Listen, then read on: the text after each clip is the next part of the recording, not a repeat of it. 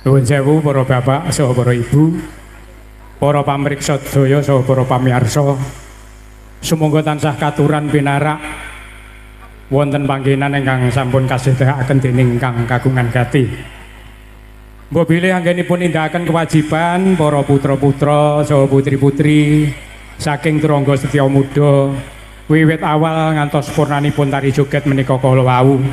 Wonten kirang langkungipun saha kirang nuju prana lumantar kawula namung nyuwun agunging sih samudra pangasami ingkang saagung-agungipun.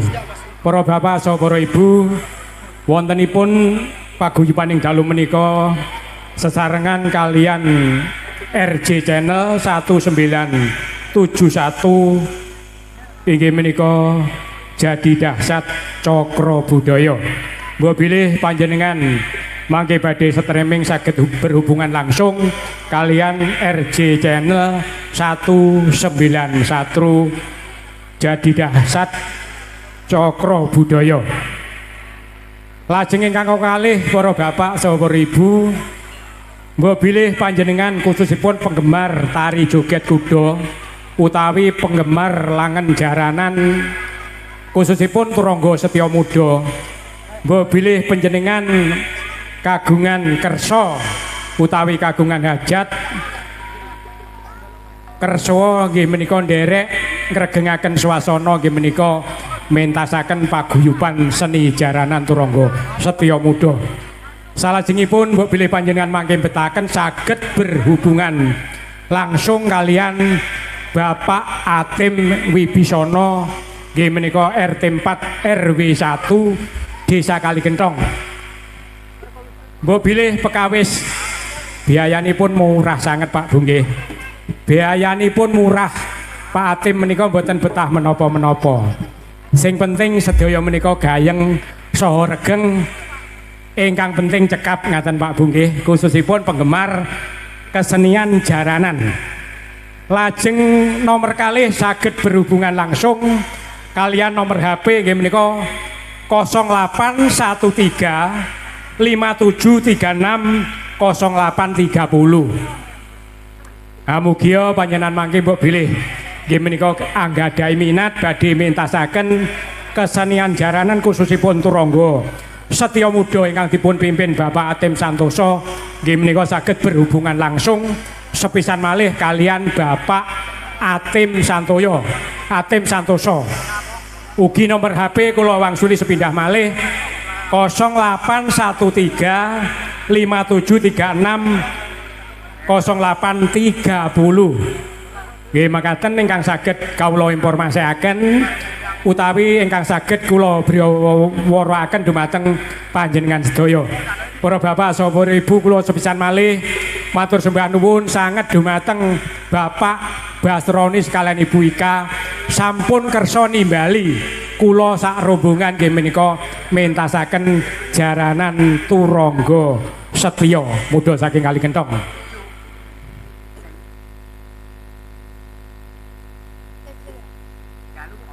Pripun Pak Tomo?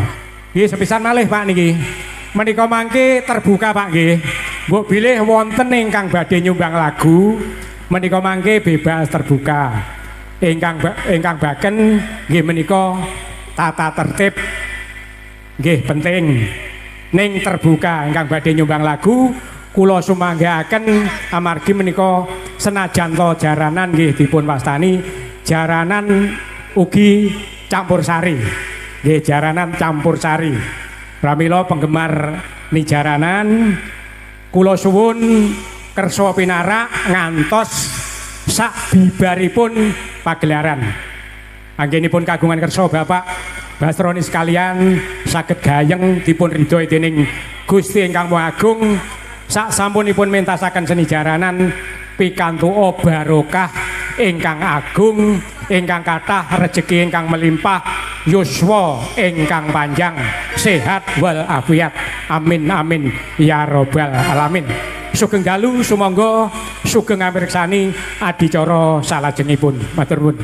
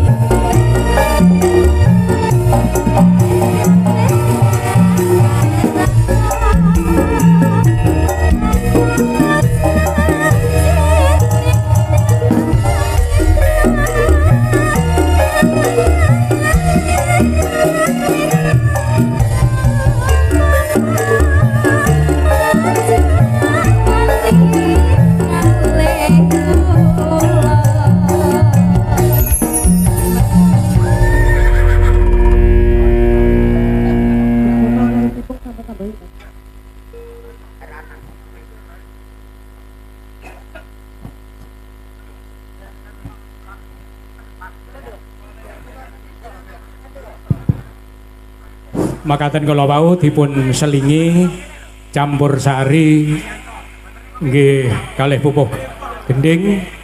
Salajengipun badhe ngaturaken joget kuda nggih menika ingkang dipun tindakaken saking putri-putri Turangga Setyamuda. Mangke sasampunipun joget tari kuda saking putri-putri Turangga Setyamuda sampun suwuk, mangke kalajengaken Singa Barong. Kaselingan Singa Barong. Sugeng dalu para pamirsa saha para pamirsa sugeng pinarak kalian ngenggar ing sarira. Sumangga sugeng midhangetaken. Senajan ta wonten ingkang sisih wetan monggo pinarak ingkang sekeca nuwun.